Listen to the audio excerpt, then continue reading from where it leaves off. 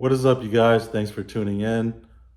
If you guys made it this far, hit that like button. And if you guys are new to the channel, consider subscribing.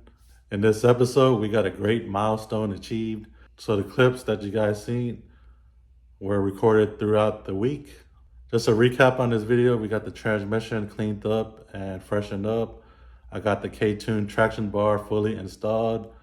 We got the hood latch installed along with the Chris Sadowski front bumper bar, spray painted and installed.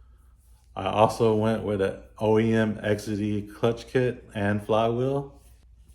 And also we got the K-swap installed inside the DA. This car did come with Hasport mounts. The engine bracket was already welded in, so all I had to do was drop the motor in. I have the motor and transmission set to the highest position. The ground clearance is pretty okay.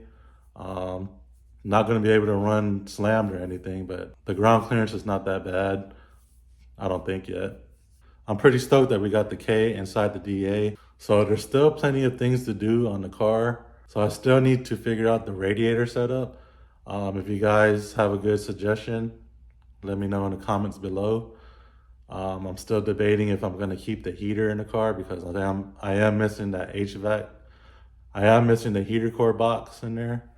And the wire harness, I still need to figure out where I'm going to run it through the firewall. I still need to figure out the fuel setup and a whole bunch of other things. This is pretty much going to do it for the video. Thanks for watching, and I'll see you guys on the next one. Peace out.